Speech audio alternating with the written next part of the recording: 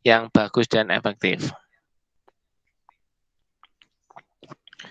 Yang pertama, kita harus tahu what is business plan. Apa business plan itu? Berarti sebelum kita memasuki dalam konsep business plan, paling tidak kalian itu adalah mempunyai persepsi yang sama, mempunyai pemahaman tentang apa sih sebuah business plan itu. Apa, Mbak? Kira-kira business plan apa?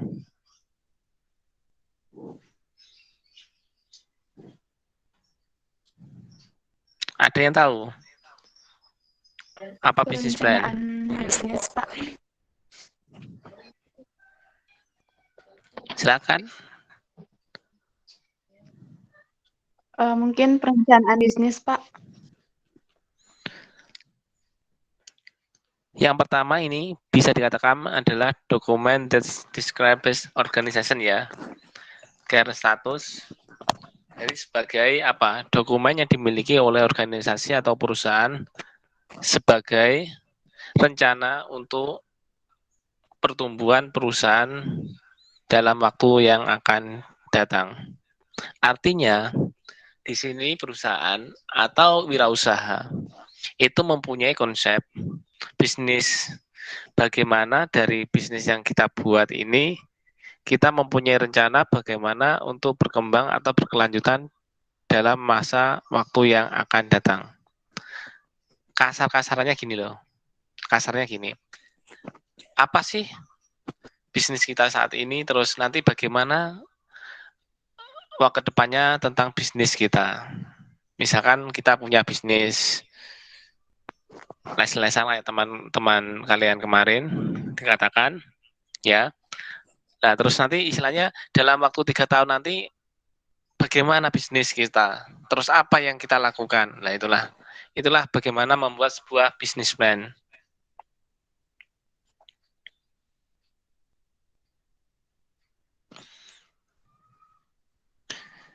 Nah yang kedua, bisnis plan itu adalah sebagai dokumen bagaimana kita agar usaha kita tetap jalan di tempat sesuai dengan track, sesuai dengan realnya, berarti sesuai dengan jalur yang kita buat, yang kita rencanakan itu, serta bagaimana kita nanti akan mencari sebuah keuangan.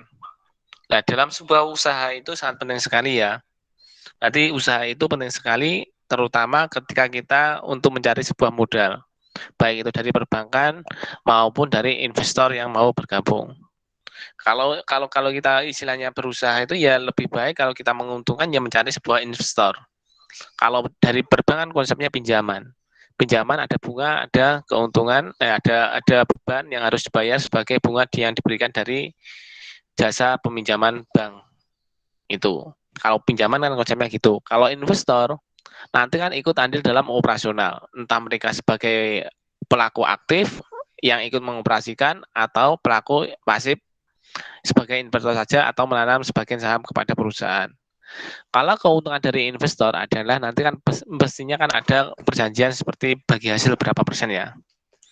Artinya di situ nanti kalau investor ketika kita mendapatkan keuntungan, perusahaan mendapatkan keuntungan, maka sama-sama akan dibagi keuntungan. Dan sebaliknya, jika perusahaan itu mengalami kerugian, itu akan sama-sama dibagi.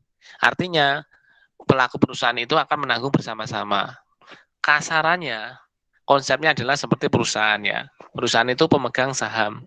Misalkan dalam perusahaan saham itu kita tahu bahwa kita melihat di bursa efek atau di laporan keuangan lainnya itu kadang saham itu harganya naik, berarti itu mempunyai value perusahaan itu bagus, tinggi. Ada juga ketika saham itu turun. Lah berarti nilai perusahaan itu turun. Lah kerugian yang ada, keuntungan yang ada itu semuanya akan menanggung.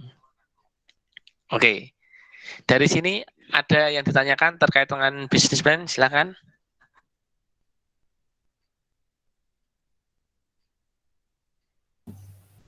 Dari saya belum ada, Pak. Bagaimana? Belum ada, Pak. Dilanjut. Iya, Pak. Oke. Iya, Pak, lanjut, Pak. Sebentar sambil saya mengasih teman-teman kalian masuk. Oke, nah dari situ dapat diketahui bahwa peran bisnis plan dalam dunia entrepreneurship atau dalam kewirausahaan itu adalah yang pertama sebagai memutuskan apakah bisnis tersebut dapat dimulai atau tidak. Berarti dengan ada di bisnis plan itu kalian nanti akan memulai bisnis itu atau tidak, konsepnya bagaimana. Jadi ya bisnis itu dimulai dengan cara bagaimana itu harus tahu. Jadi siap untuk dimulai atau tidak dengan waktu yang tepat. Yang kedua adalah sebagai peta jalan dan realisasi sebuah ide bisnis. Berarti roadmap. Berarti alurnya bagaimana, jalannya ke bagaimana, nanti proses bagaimana untuk merealisasikan dari bisnis plan yang ada, ide bisnis yang ada. Berarti bisnis plan itu bisa dikatakan sebagai visi, misi dari ide bisnis yang ada. Berarti bagaimana kita mengimplementasikan ide bisnis kita sebagai action dari ide bisnis kita. Yang ketiga adalah persyarat untuk dipresentasikan kepada lembaga keuangan seperti bank, investor untuk mendapatkan pinjaman uang atau hibah modal bagi bisnis yang akan dijalankan. Nah, itu penting sekali ya. Nanti ketika kita bisa memberikan sebuah narasi yang baik, argumen yang baik, meyakinkan investor atau perbankan bahwa bisnis kita ini akan berjalan, akan menguntungkan, akan memberikan profit yang tinggi, otomatis orang yang mau atau berkaitan dengan hubungan usaha kita itu akan tertarik. Dan bahkan pun bank itu juga akan tertarik terhadap lembaga bank perusahaan kita. Karena apa? Dalam perbankan pun itu untuk memberi pendanaan itu juga melakukan survei, menganalisis juga. Karena apa? Karena perbankan juga khawatir bahwa nanti ketika melakukan pinjaman, dikhawatirkan bahwa perusahaan itu tidak bisa membayar dan mengakibatkan bahwa terjadinya kredit macet. Ya, di situ yang pentingnya. Itulah adalah salah satu dari peran business plan dalam dunia entrepreneurship sebagai pemutus atau sebagai pertimbangan untuk memulai bisnis, jalannya perusahaan, jalannya bisnis, realisasi dari ide bisnis, nanti tahap-tahapan apa yang harus dilakukan. Yang terakhir adalah untuk mendapatkan pinjaman modal.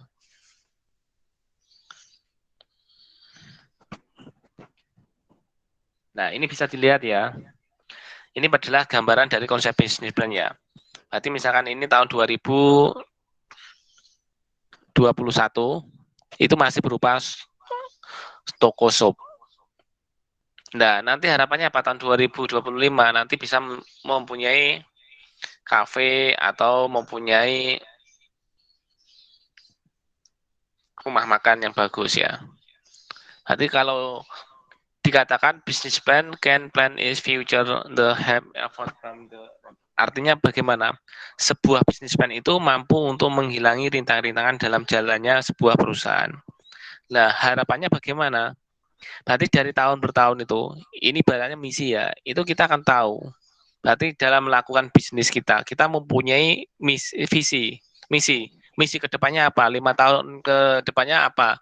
5 tahun ke depan usaha kita yang awalnya toko itu atau kedai itu akan nanti 5 tahun ke depan akan menjadi sebuah restoran yang bagus.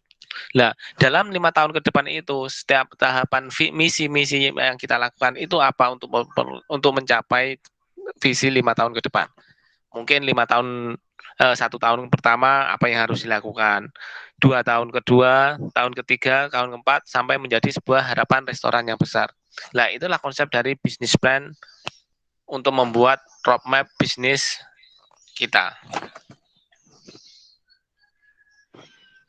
Nah, selanjutnya siapa yang memerlukan business plan? Nah, business plan itu bisa diperlukan oleh internal dan eksternal ya. Nah, dari internal ada pegawai perusahaan. Nah, gunanya business plan ini adalah sebagai membantu pegawai dalam suatu perusahaan agar bertindak secara konsisten dan setara dengan mencapai tujuan perusahaan. Hati sama ini, hati menjalankan dari tujuan realnya tahapan-tahapan yang harus dilalui konsep agar tujuan dari perusahaan yang targetnya 5 tahun ke depan menjadi sebuah restoran itu bisa tercapai. Seharusnya apa karyawan yang harus dilakukan? Apa seorang pemimpin yang akan diambil? Itu gunanya business plan. Yang kedua bagi eksternal adalah sebagai investor dan stockholder. Nah, ini adalah sebagai acuan untuk membantu investor dalam mengambil keputusan layak tidaknya suatu bisnis diberikan modal. Sekaligus menunjukkan bahwa perusahaan mampu mengelola dan mempertanggungjawabkan dana investor dengan baik. Nah, sehingga dengan adanya bisnis plan itu, investor itu bisa tertarik, bisa mengetahui bagaimana konsep-konsep yang akan dibangun, bagaimana konsep sebuah perusahaan itu akan direalisasikan, atau dalam perusahaan itu mau bekerja, mengoperasikan usahanya itu bagaimana, sehingga investor tahu, bisa akhirnya investor bisa berpikir dan bisa menganalisis bahwa kemungkinan ke depannya nanti investasi yang ditanamkan itu akan mendapatkan sebuah keuntungan dari perusahaan tersebut. Ya, nanti ada beberapa tipe business plan. Yang pertama ada summary business plan. Nanti ini ringkas sekali ya. Summary ini biasanya 10 sampai 15 halaman. Nah, ini isinya ya terkait dengan perkembangan apa yang diharapkan dari ide-ide kalian. Nah, ini biasanya dilakukan untuk apa itu uji hibah PKM mahasiswa itu loh. Kalau sampean pernah mengikuti entah itu sebagai PKM GT atau yang lainnya PKM kerusahan, lah itu kan biasanya cuma 10 sampai 15 halaman. Nah, itu adalah ringkas sekali business plan. Yang kedua ada full business plan dan operatif business plan.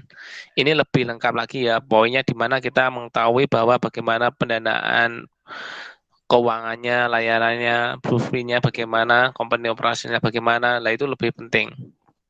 Biasanya, nah ini ya, kalau yang summary itu adalah proposal PKM atau KBMI, jadi kompetensi bisnis mahasiswa Indonesia.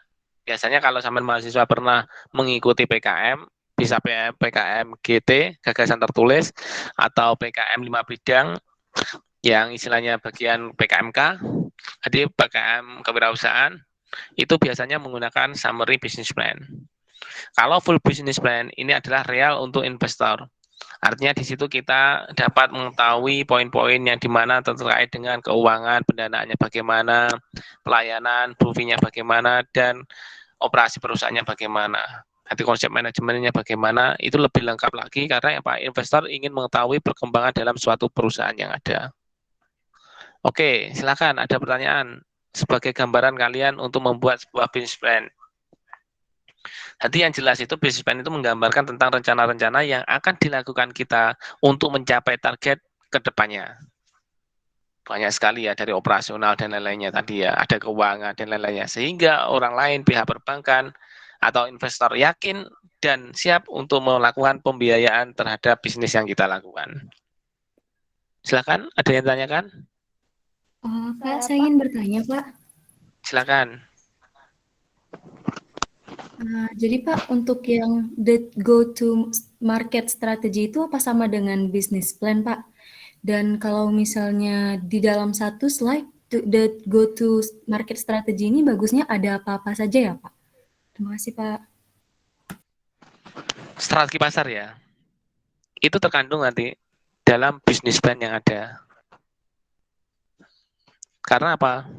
Kita lah tahu bahwa ini, sama-sama lihat gambar ini ya, kelihatan ya, dari covernya, membuat business plan, terus summary, ada kata pengantar, ada tabel isiannya. Yang merah ini adalah isi. Nah, isi terasa berarti adalah conclusion, adalah kesimpulan. Dalam isi itu nanti kita akan menjelaskan bagaimana marketingnya, operasional plan-nya bagaimana, terus manajemen organisasinya bagaimana, business plan deskripsi bagaimana, financial project-nya bagaimana, development plan-nya bagaimana, itu sangat penting sekali ya dalam business plan. Nah, nanti yang saya harapkan dalam akhir UAS nanti ini loh, bisa kelihatan. Berarti nanti sampai mempunyai rencana bisnis kanvas. Nah, apa sih rencana bisnis kanvas itu? Nah, nanti diharapkan kalian ini nanti akan tahu bahwa dalam sebuah bisnis plan itu bagaimana kalian untuk mendapatkan partner. Nah, partner ini biasanya adalah sebagai penyetop bahan baku kerjasama kalian bahan baku. Misalkan ya, ini saya terangkan sejelas saja. Ini kalian ingin membuat minuman mineral yang menyehatkan. Ya. Lah, di sini ada beberapa tahap yang perlu kalian ketahui sebagai kunci dari usaha yang Anda lakukan. Targetnya segmen pasar, tahu. Nah, ini orientasinya remaja, orang yang peduli kesehatan. Nanti orang-orang yang peduli kesehatan, hidupnya pengen sehat, mereka berubah dari minuman yang awalnya mungkin banyak mengandung karbonasi, seperti Coca-Cola, Sprite, dan lain-lainnya, mereka ingin berubah hidup, ingin mencari minuman mineral yang baik. Nah, di situ kan orientasinya kan target pasarnya semuanya orang masuk. Tetapi setelah sampai melakukan survei pasar, segmen pasar adalah 60% adalah para remaja dan 40% adalah orang tua. Ini adalah customer segmen. Segmen pasarnya bagaimana? Ini dari poin yang ada nanti sampean akan membuat ini. Berarti yang kedua, bagaimana sampean bekerja sama dengan orang, terutama untuk membuat bahan baku. Otomatis kalau sampean ingin membuat botol air mineral, maka yang dibutuhkan adalah botol. Nah, botol itu sampean mendapatkan dari mana, dengan harga berapa, bagaimana prosesnya, itu perlu sekali. Itu sebagai kunci partner. Nah, yang kedua adalah ini value proposition. Apa nilai yang sampean berikan dari produksi buah mineral? Yang pertama itu paling tidak menyehatkan bagi konsumen. Yang kedua adalah kualitas terbaik. Berarti memberikan sebuah kualitas terbaik dari minuman yang diberikan ya. Yang ketiga adalah dampak sosial. Artinya apa? Nah, dari usaha kalian itu memberikan dampak sosial bagi masyarakat atau lingkungan masyarakat dalam berusaha itu bagaimana itu dijelaskan. Nah, seperti itu. Kunci yang tiga adalah perakitan produk itu. Bagaimana kalian itu memproses produk yang ada. Nah, bagaimana mesin-mesin yang dibutuhkan, tahapan-tahapan dalam produksi yang ada. Nah, itu tahu. Berarti mungkin misalnya dari botol, pengisian, pelabelan, terus penyaringan apa itu air mineral yang bersih, yang baik itu bagaimana tahapan itu. Kan ada kan? Nah, nanti air itu mungkin disaring dulu, terus direndam oleh karbon, disaring oleh pasir dan lain-lain. Itu kan termasuk tahapan dalam perakitan atau kunci aktivitas dalam proses produksi. Nah, terus yang ketiga yang selanjutnya adalah proses sumber daya manusia. Nah, sumber daya ini bagaimana? Berapa yang dibutuhkan? TMRD-nya bagaimana? Terus karyawannya berapa? Terus proses bagaimana? Bagian job description-nya bagaimana? Itu harus tahu. Terus yang selanjutnya adalah customer relationship. Berarti hubungan dengan customer itu nanti sampai itu melalui apa?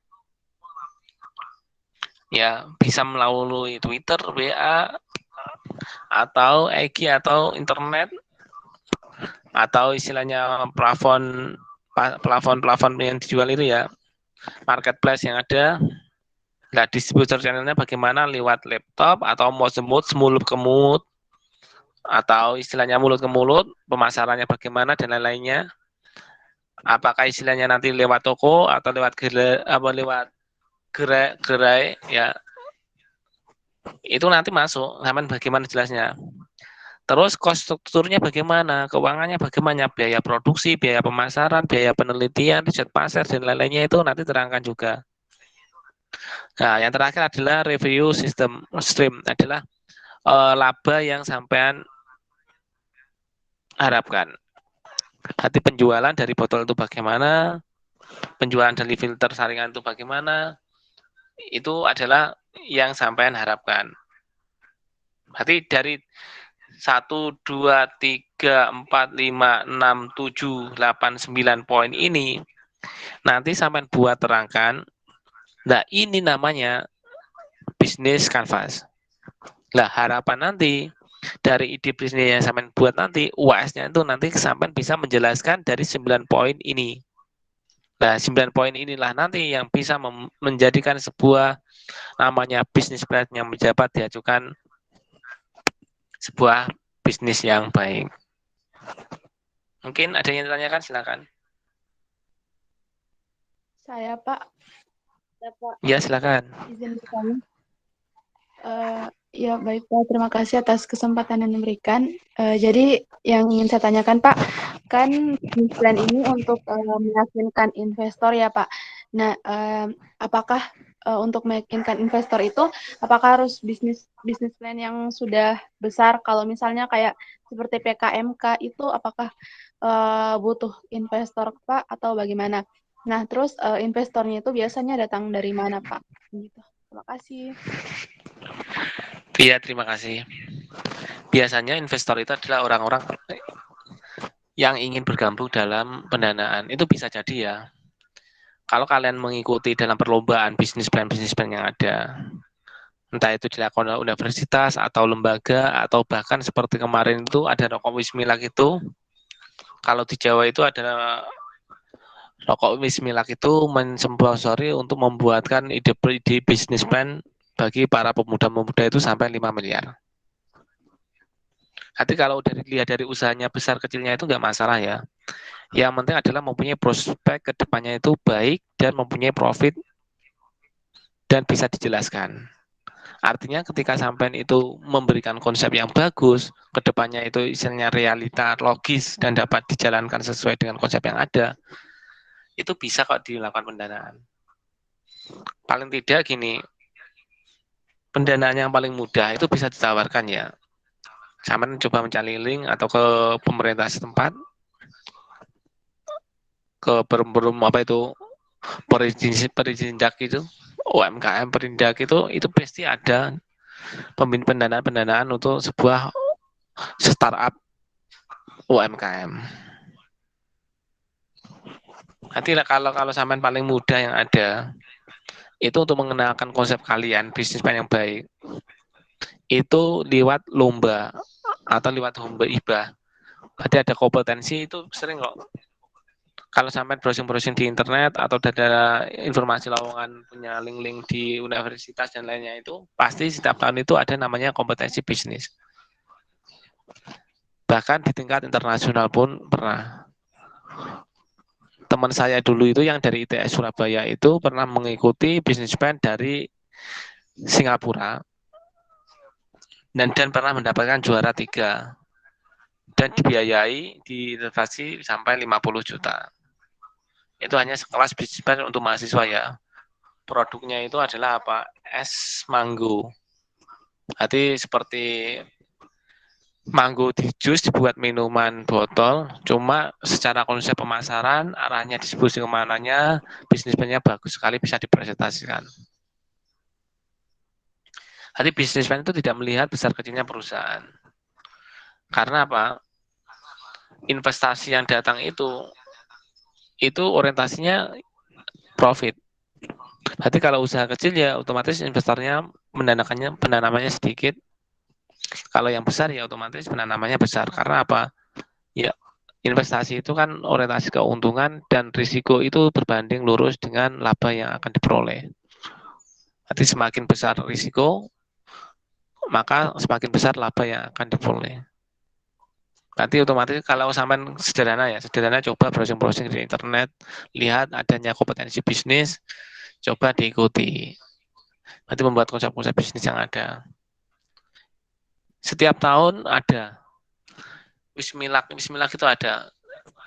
Berarti kemarin itu sampai ada kompetisi kalau di Jawa ya, di Jawa Timur itu, Jawa Timur, Jawa Tengah, Jawa Barat, kemarin itu tambah Jogja itu ada bulan Juli sampai September itu ada kompetensi bisnis ya. Berarti mengikuti event-event yang ada yang disponsori oleh Wismilak dengan 5 miliar. Dan 5 miliar itu dibagi untuk beberapa kategori. Tinggal sampai menyiapkan konsep bisnis yang ada, mengikuti, nanti presentasi bisa meyakinkan. Ya ada peluang-peluang untuk mendapatkan bisnis tersebut. Mungkin ada lagi, silakan. Ya Pak, baik Pak, terima kasih Pak. Ya, sama-sama. Ya, Pak.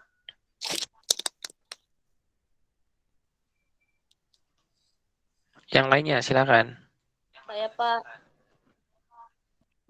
Iya. Ya, baik, terima kasih. Perkenalkan, nama saya Nurvita dari Universitas Muhammadiyah Makassar. Di sini saya mau bertanya mengenai investor. Begini Pak, kan dulu saya pernah ikut kompetisi KMMI.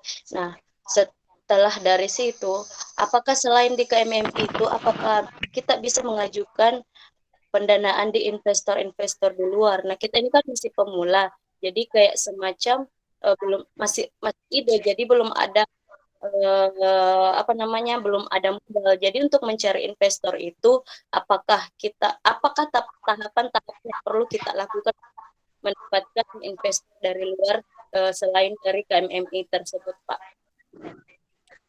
Terima kasih. Iya, terima kasih. Berarti gini loh Mbak ya,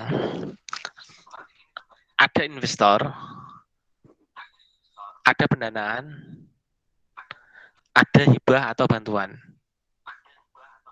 Kalau kita bicara investor, pasti itu orientasinya kepada perusahaan yang lebih besar ya. Kalau pendanaan, bank, entah itu bank atau lembaga keuangan yang lainnya, itu bisa melihat, berarti besar kecilnya pendanaan. Kalau usahanya kecil, awal kita bisa istilah meyakinkan, terus kita mempunyai apa istilahnya,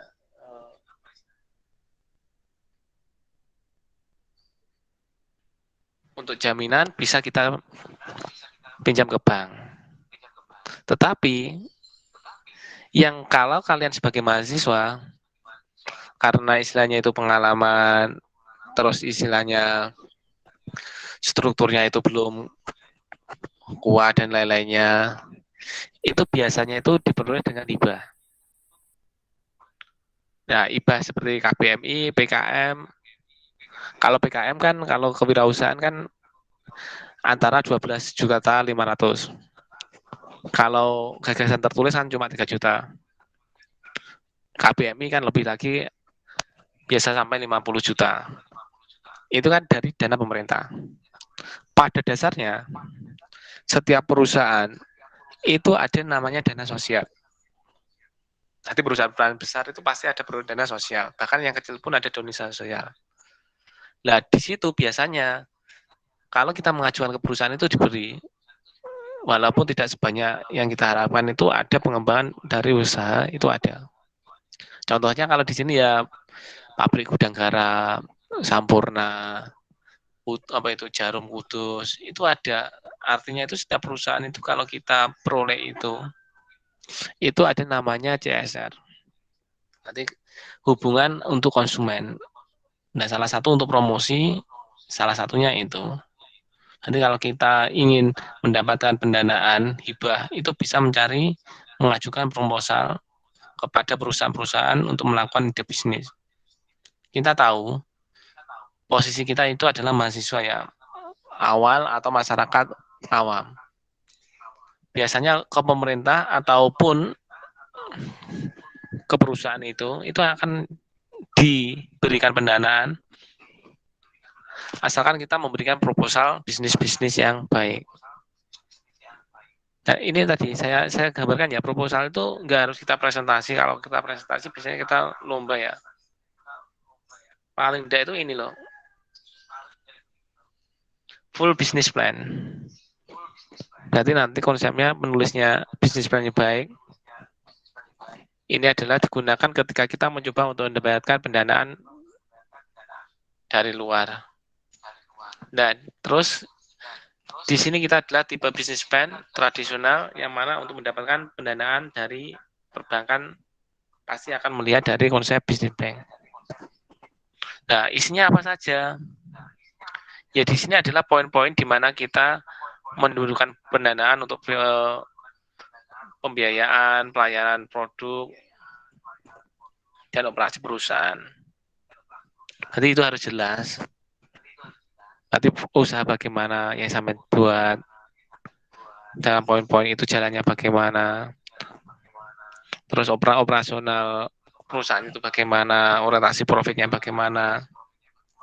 Ya, itu digunakan untuk mencari pendanaan dalam sebuah operasional bisnis.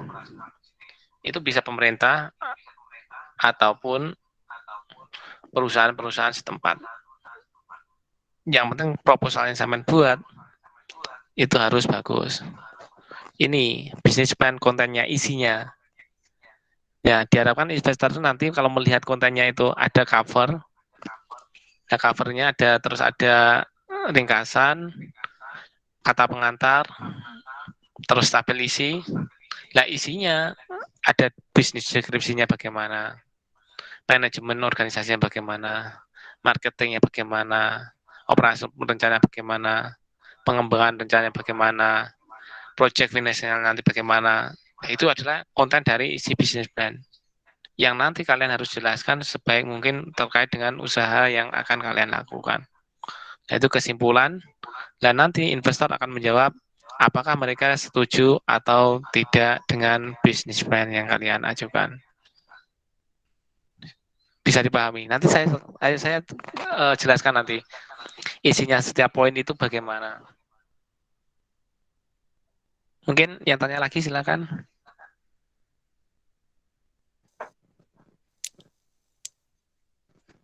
Terima kasih, Pak.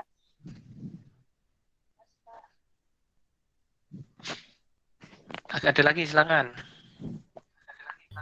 Izin bertanya Bapak. Ya silakan Mas. Alhamdulillah Pak, sebelumnya terima kasih atas kesempatannya. Dan sebelumnya perkenalkan saya Muhammad Nanda Maulana Pak dari TKSP Negeri Pekanbaru. Sebelumnya saya mohon maaf Pak jika pertanyaan saya mungkin sudah dijelaskan sebelumnya karena berhubung jaringan sini kadang kurang stabil Bapak. Ya. Baik, di sini yang saya tanyakan Pak mengenai bisnis plan ini itu terhadap investor. Biasanya Pak, apa yang menjadi poin penting dari bisnis plan ini yang mungkin bisa menjadi daya tarik tersendiri Pak bagi investor tersebut sehingga mau bekerja sama dengan kita? Dan kemudian bagaimana dengan sistem biasanya antara kerjasama dengan investor Pak? Apakah melalui sistem kontrak atau kesepakatan atau bagaimana Pak? Terima kasih Pak. Warahmatullahi wabarakatuh. Ya terima kasih. Yang menjadi poin dalam investor,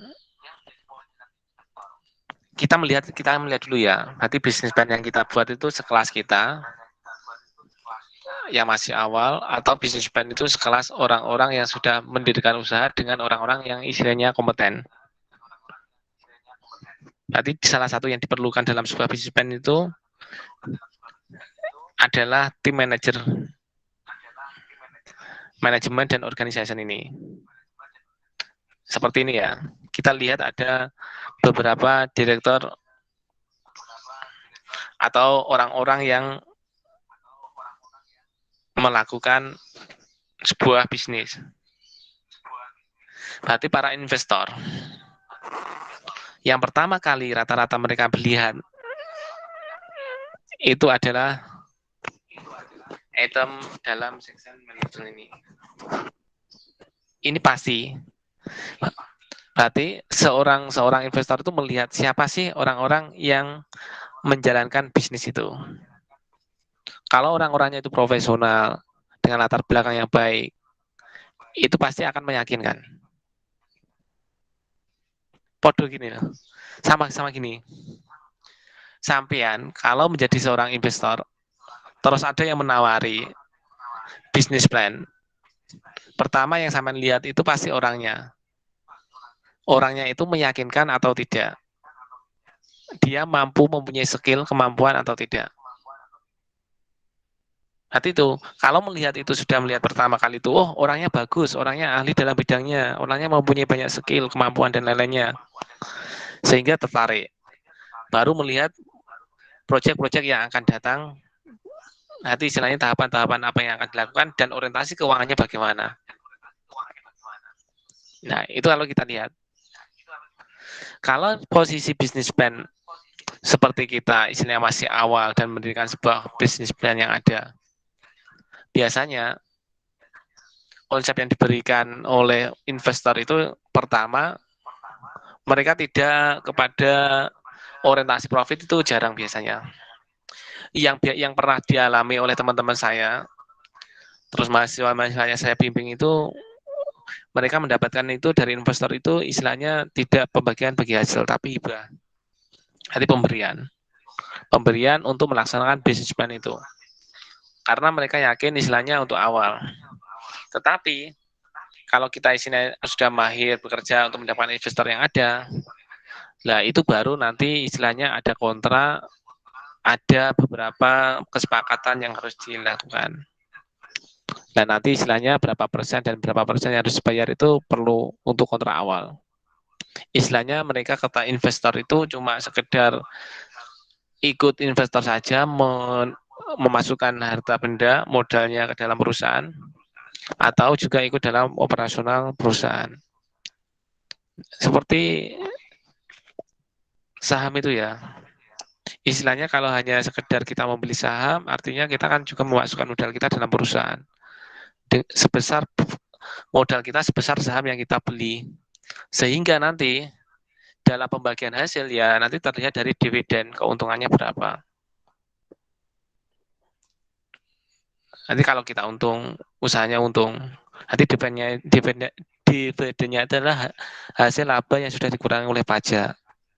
Sehingga sudah dibagikan kepada dividen kepada pemegang sebanyak saham yang mereka peroleh atau yang mereka miliki. Berarti mereka memiliki 1.000 saham, tinggal kalikan aja per sahamnya diberi penilaian berapa. Otomatis orang yang memiliki saham-saham atau investor dalam perusahaan, orang yang memiliki saham 1.000 sama yang 2.000 kan jelas berbeda. Jelas lebih banyak yang mempunyai saham 2.000. Nah, konsep-konsep seperti itulah untuk pembagian dari profit investasi yang ada. Yang penting perjanjian awal yang dilakukan. Nah, itu tergantung dari besar dan konsep usaha yang dibuat untuk business plan. Berarti melihat business plan itu siapa yang menjalankan, itu sangat penting. Kalau sekelas mahasiswa dan pengalaman, yaitu tadi saya bilang bahwa biasanya investor-investor lain itu jarang memasuki, cuma mereka memberikan sebagai dana hibah, bantuan untuk operasional. Biasanya itu ya dilakukan dengan kompetensi bisnis. Nah, kompetensi bisnis itu ada sponsor dari perusahaan-perusahaan besar untuk menyokong usaha atau bisnis plan yang ada. Seperti kayaknya yang itu loh, yang punya Miss Bob itu siapa? Lupa nggak?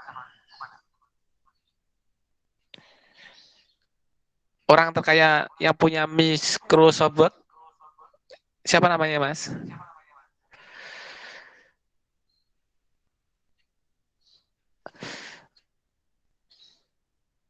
Sama lupa saya.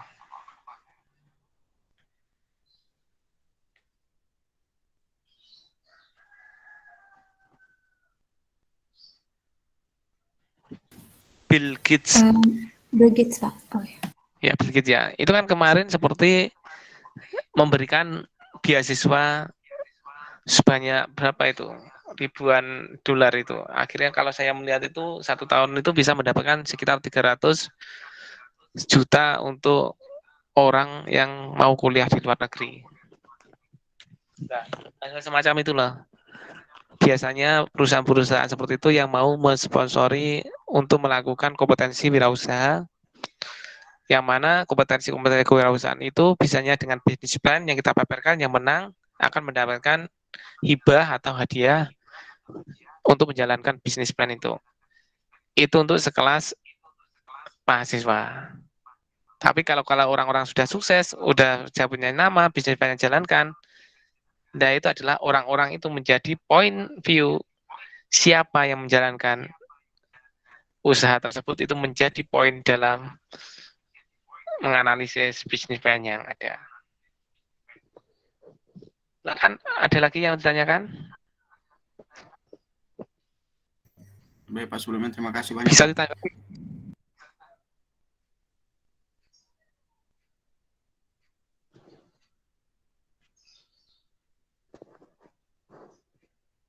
Nanti bisa dipelajari ya. Saya terangkan sekelas tadi. Sampai mana tadi? Oh ini, business plan konten ini. Nah, yang pertama adalah cover ya. Nah, dalam cover business plan, yang masuk dalam cover business plan itu adalah insert business logo. Logo yang dibuat itu bagaimana? Itu harus sebagai mengartikan, kan menjadi brand. nama dan rencana bisnis. Itu perlu dalam gambaran cover yang pertama. Namanya apa? Mungkin namanya teh atau apa, dan lainnya. Nama dan titel. Nah, ini memasukkan pemilik bisnis siapa. Nama-nama jika multi nomor banyak, biar judulnya tidak lupa, itu membuat sekilas. Seperti Adidas dan lain-lainnya. Seperti yang apa itu judulnya Mas Pion. Mas Pion kan ada singkatan sebenarnya. Bisnis nama bisnisnya itu apa? Memasukkan nama bisnis, registrasi, terus main bisnis, address alamat bisnis itu di mana. Itu perlu sekali ya. Yang menjadi tip dalam pembuatan cover business plan itu paling tidak adalah jika ada cover business plan, kompetensi itu kalian harus mengikuti peraturan yang telah dibuat. Apa yang diharapkan.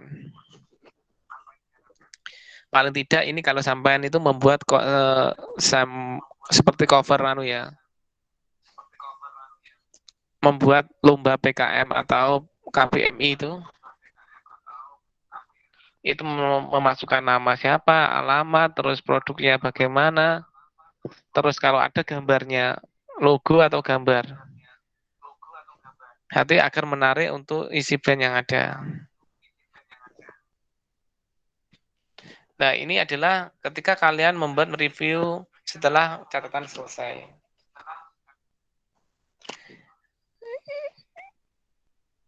Hati the business ini mencakup detail yang sederhana ya tentang bisnis, strukturnya bagaimana, lokasinya bagaimana, lokasinya di mana, stafnya bagaimana, produk layannya bagaimana, itu dibuat sederhana sebagai konsep yang ada. Yang kedua adalah pasarnya. Sampai terangkan sedikit aja, cuma simpel tentang rencana pasar. Seharusnya bagaimana outlet yang dibuat tentang analisis pasar, industri, terus bagaimana memasuki pasar, terus melihat bagaimana cost. Berarti ini terkait dengan segmen pasar. Terus juga melihat pesaing-pesaing yang ada di pasar. Nah, yang ketiga adalah feature. Hati kedepannya itu di sini menggambarkan bagaimana visi, statement visi yang dibuat, tujuan dari perusahaan, dan bagaimana secara umum itu perusahaan untuk mendapatkan sebuah profit yang lebih baik. Berarti perusahaan yang sampai buat atau bisnis plan yang sampai buat itu kedepannya nanti itu bagaimana orientasinya. Berarti ingin mengembangkan atau kalau sampai mempunyai sekarang rencana membuat bisnis makanan, apakah 5 tahun ke depan itu sudah mempunyai toko atau 10 tahun ke depan sudah mempunyai restoran, itu termasuk nilai dari ke depan. Nanti keuntungannya bagaimana, target-target yang dia mau diambil itu bagaimana, itu harus tahu. Nah, yang kedua adalah finansial. Ini adalah bagaimana kalian itu melakukan atau membagi struktur keuangan, modal, proyek keuangan, pembiayaannya apa saja, entah termasuk pembiayaan operasional, pasar, marketing, dan lain-lainnya itu masuk. Nah, itulah salah satu konsep evaluasi dalam sebuah bisnis. Nah, untuk pengantar dari sebuah bisnis, ada beberapa yang harus ditulis. Paling tidak, kalau menulis deskripsi singkat. Secara umum, bisnis kalian itu bagaimana? Hati menjelaskan bisnis kalian itu secara umum itu bagaimana. Jadi orientasinya apa? Produknya apa? Pemasarannya bagaimana? Dan lain-lainnya itu. Jadi umumnya dibuat dengan apa? Tadi saya terangkan adalah membuat botol ya. Jadi bisnis botol yang ada itu tadi itu dalam kami jelaskan kenapa. Nanti menerangkan bahwa deskripsikan masyarakat sekarang Indonesia orientasi kepada minuman yang lebih menyehatkan, lebih daripada karbonasi dan lain-lainnya, sehingga bla bla bla gitu. Itu adalah deskripsi dari usaha. Yang kedua adalah reason, alasan. Mengapa kamu menulis business plan? Itu harus dibuat. Berarti alasannya karena apa? Karena untuk mendapatkan pendanaan, karena untuk istilahnya belajar untuk membuat sebuah bisnis yang baik. Sampai terangkan alasan-alasan apa yang melatar belakangi kalian membuat sebuah bisnis plan yang ada.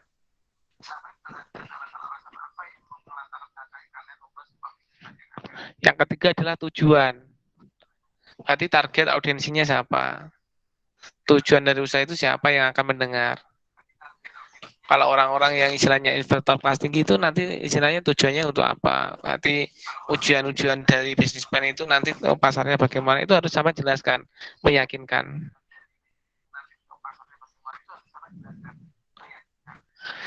Yang keempat adalah saran atau pendapat.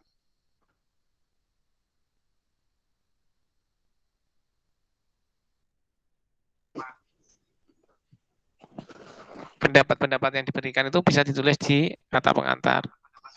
Yang kelima adalah ucapan terima kasih kepada seseorang yang telah membantu kalian dalam operasi. Itu penting sekali ya, dalam membuat sebuah kata pengantar dalam bisnis plan.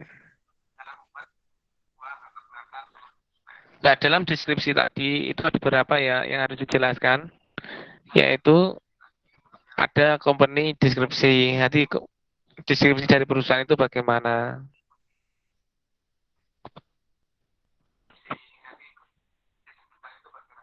Terus yang kedua adalah company history, yaitu sejarah perusahaan itu bagaimana. Visi dan misi, statement yang dibuat dari perusahaan itu bagaimana. Berarti bagaimana nanti ke depannya bagaimana, teknik menjalankannya bagaimana.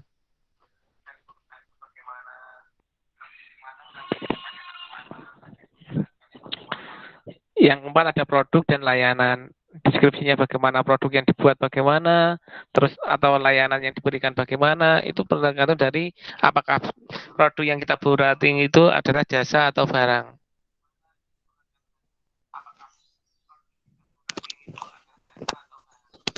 Yang kelima adalah brand, aspek merek.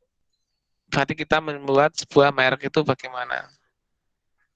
Karena apa? Salah satu bisnis yang kita kenal itu adalah melalui brand atau merek, logo. Di logo itu kan akan dikenal ya mereknya apa. Kalau sampai membeli sebuah minuman kayak Aqua, itu kan menjadi pioner brand. Berarti kalau orang membeli air minum ya semuanya Aqua, walaupun yang dibeli itu klub atau yang lain-lainnya. Yang keenam adalah bisnis model-modelnya bagaimana. Ya seperti model kanvas ya yang bawah itu ya, tadi ya kelas itu berarti orientasi istilahnya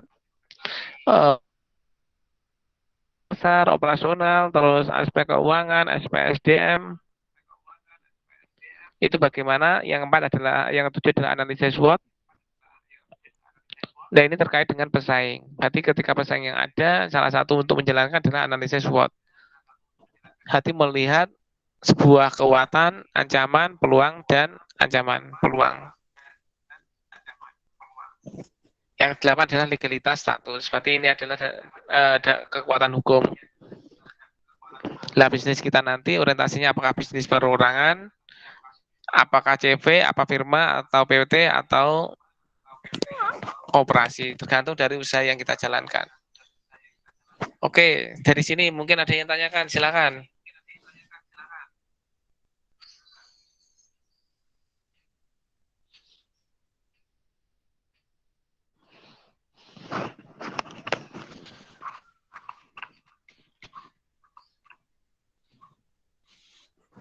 Nanti bisa dipelajari ya. Nah ini struktur model yang ada, struktur organisasi ya. Yang pertama kali nanti akan dilihat. Nah ini adalah orientasi marketing atau pasar. Strategi pasarnya Jadi melihat target segmen pasarnya apa, marketingnya bagaimana, kompetitornya analisis bagaimana, terus teknik sosial media digital marketing strateginya bagaimana, itu dilakukan salah satu teknik untuk strategi pemasaran atau sales. Nah, ini operasi plan rencana operasionalnya bagaimana, bisa dilihat dari lokasi bisnisnya, fasilitas yang diminta, dan forecast produksi prosesnya bagaimana, itu dilihat. Ini ya, ini bisa dilihat contoh dari forecast. Jadi proses dari produksi yang ada, hati pembelian bahan baku yang ada, terus bahan masuk gudang, ada proses produksi roti. Nah, proses yang sudah itu nanti masuk ke penjualan ke langganan langsung atau masuk ke toko. Ada yang masuk ke agen, dari agen nanti bisa dijual lagi ke gerobak roti yang ada di pinggiran, atau dari toko itu bisa ke konsumen. Barang konsinyasi juga itu bisa. Jadi seperti inilah broadcast alur dari proses mulai dari bahan baku sampai ke konsumen. Itu paling tidak bisa dijelaskan ya. Seperti ini, ada mata air, terus ada multimedia filter penyaringan, karbon filter penyaringan karbon, ada UV lampu, terus mikrofilter penyaringan dengan mikrofon, ada mikrofon filter. Satu lagi ada ozon UV, dan ada stroke tank, itu ada tank tempat-tempat untuk menghimpun air tadi ya, dari berbagai proses tahapan. Nah, ini nanti bisa mesin cup, mesin botol, galon masuk dalam pengemasan, pengepakan, terus akhirnya ke pendistribusian barang yang ada. Nah, barang-barang itu bisa berupa galon, bisa berupa botol, bisa berupa air gelasan kemasan yang dikerdus itu kan. Nah, ini berarti proses tahapan dari mata air itu sampai proses barang yang ada. Barang yang siap jual. Itulah nanti ada tahapan-tahapan yang ada, itu namanya proses.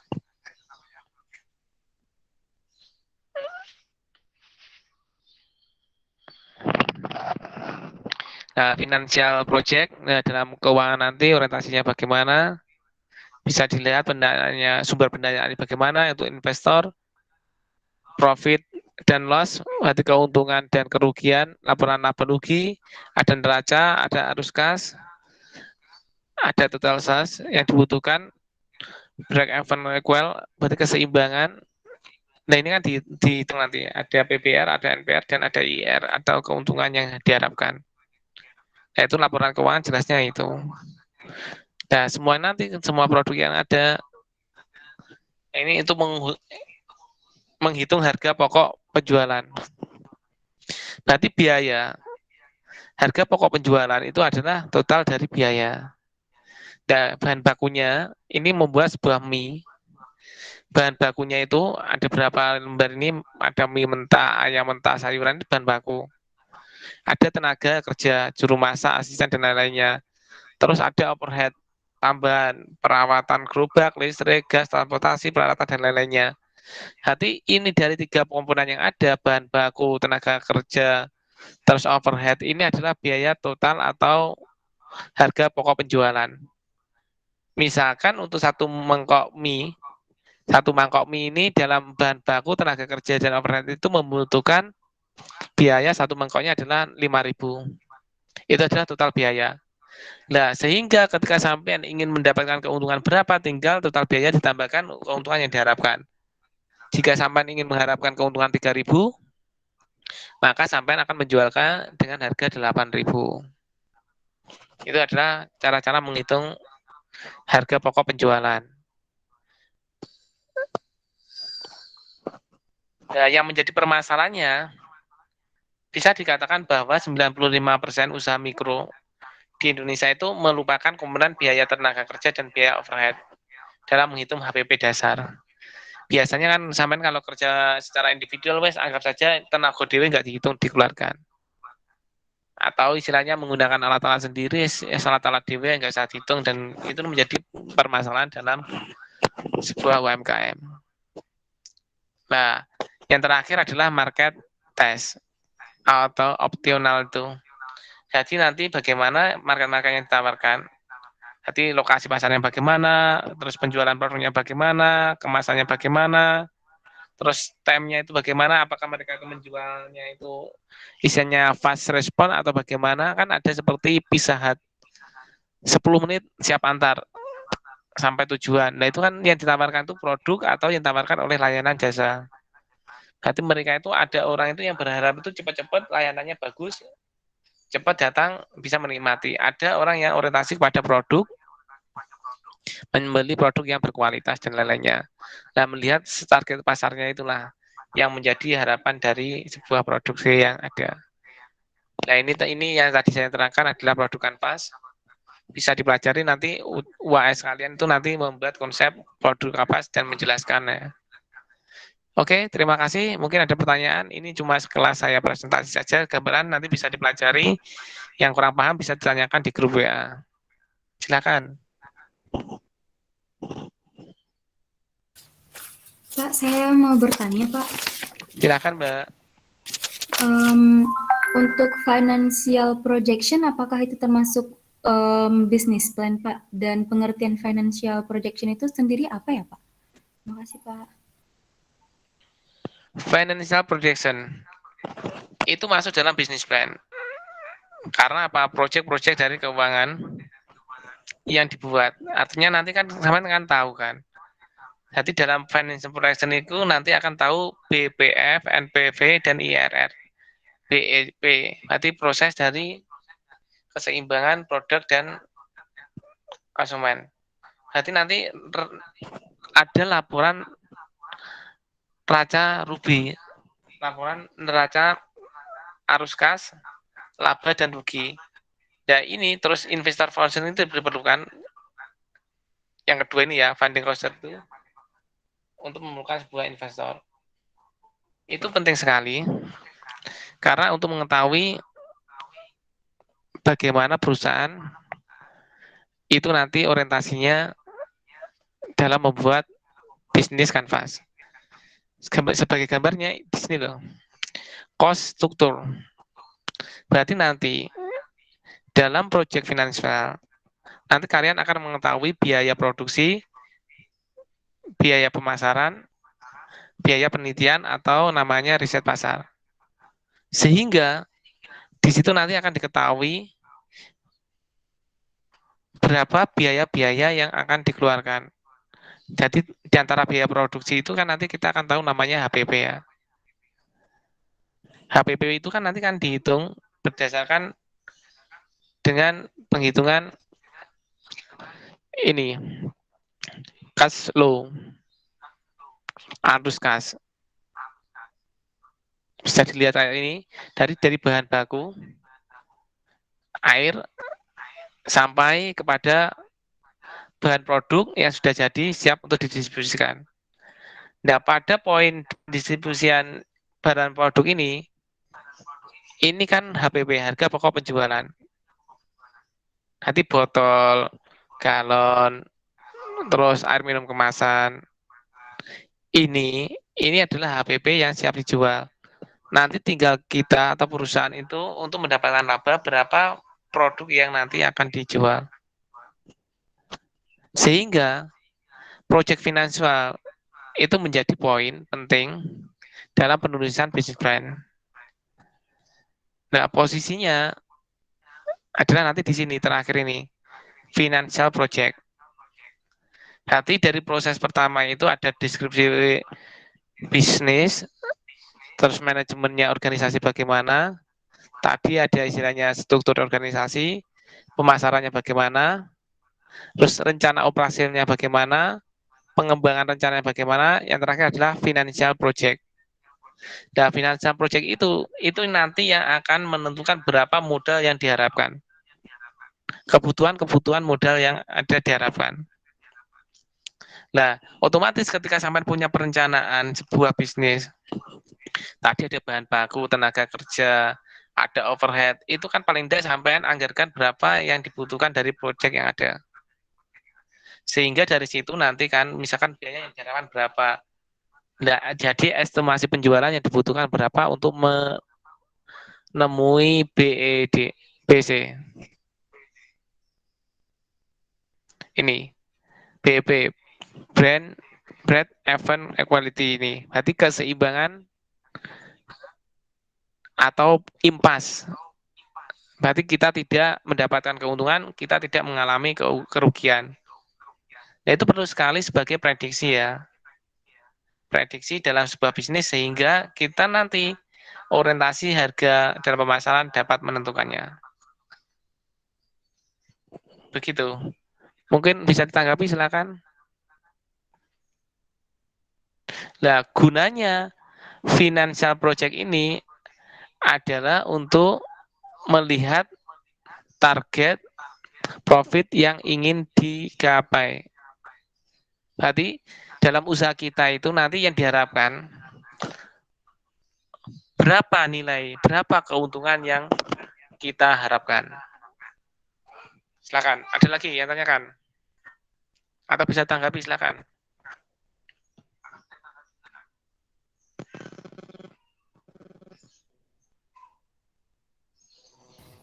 Pak, saya mau bertanya lagi, Pak. Untuk yang financial projection ini, kalau dalam perlombaan, apakah kita harus mencakupi ke-9 poin ini atau boleh dibawa yang paling krusial aja, Pak?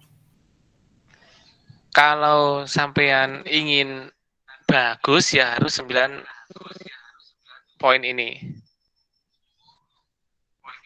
9 poin ini bagus. Berarti kalau sampean membuat PKM, nanti kan ada laporan laba rugi ya. Nanti laba rugi yang ada yang terakhir itu berarti proses prosedurnya bagaimana, laporan laba rugi yang mana, yang diharapkan itu bagaimana, itu secara umum atau secara summary ringkas. Kalau sampai ingin, ini kan sebenarnya kan yang ringkas sekali ya. Nanti 9 poin ini ringkas sekali, cuma teknik-teknikanya aja. Nanti digambarkan sekilas, profit yang diharapkan, terus sumber danaannya bagaimana, dari investor bagaimana, terus istilahnya ada laporan cash flow, arus kasnya bagaimana, BEV-nya, kan kalau BEV poin 6 sampai 9 poin ini, BEV ada PBB, ada NPV, ada IRR, kan orientasi kepada laba rugi kan. Nah, ini kan menjadi salah satu poin untuk menentukan sebuah proyek bisnis. Kalau yang lainnya itu kan istilahnya pendukung. Kalau sampai menulis di apa itu PKM atau di KBMI dalam perlombaan, itu pasti nomor poin 6 sampai 8 itu nggak boleh hilang. Tapi yang lainnya adalah pendukung. Kalau bagus, yang bagus ya 9 poin ini harus dimasukkan semuanya. Silakan, bisa ditanggapi.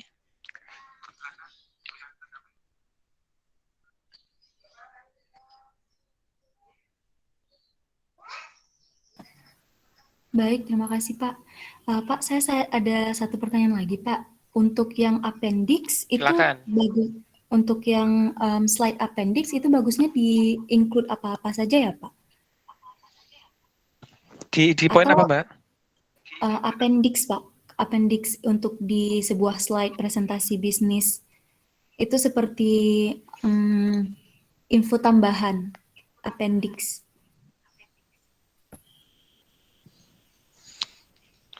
Sebenarnya dalam presentasi yang ada ya, Saman bisa menjelaskan poin ini aja, bisnis plan ini, konten ini saja, itu sudah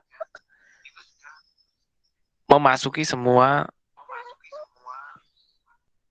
poin yang ada. Berarti ada bisnis deskripsinya bagaimana, manajemen organisasi bagaimana, marketing sales bagaimana, operation plan, rencana operasinya bagaimana, development plan bagaimana, dan finansial bagaimana, itu sudah menyakup semuanya. Cuma dalam presentasi itu pasti dibuat slide yang menarik ya. Dan yang menjadi poin itu adalah ketika siapa yang presenter. Berarti kadang itu ada orang itu yang kalau presentasi itu yang memang ahli dalam presentasi, bicara itu ada berani. Ada orang yang memang presentasi itu agak gugup. Terus istilahnya tidak selihai orang yang presentasi. Jadi diharapkan presentasi itu ya orang-orang yang memang mempunyai mental untuk presentasi. Untuk tambahnya saya kira tidak ada tambahannya ya. Ya yang penting kalian itu memasukkan pada poin ini saja, dikembangkan, bisa menjelaskan poin ini saja, saya rasa sudah cukup.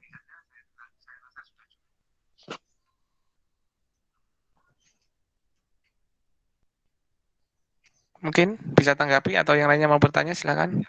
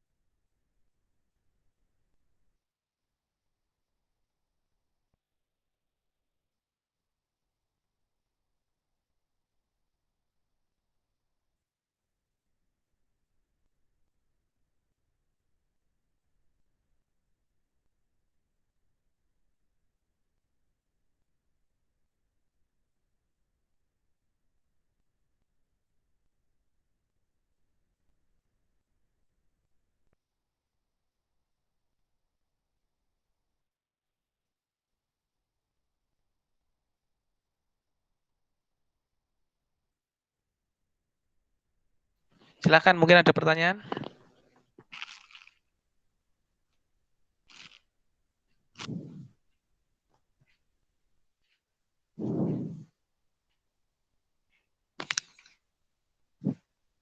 Ini yang masuk cuma 20 mahasiswa ya. Setengah dari mahasiswa loh. Tolong mungkin nanti absen di course ya. Cuma melihat saja nanti itu bisa absen. Kalau soal absen saya tidak bisa membuat soalnya sudah terekam dalam dikti sistem Sepada kalian. Kalian harus masuk lewat Sepada. Baik, Pak. Oke, ada pertanyaan lagi atau tidak? Silakan. Tidak ada, Pak. Sudah cukup?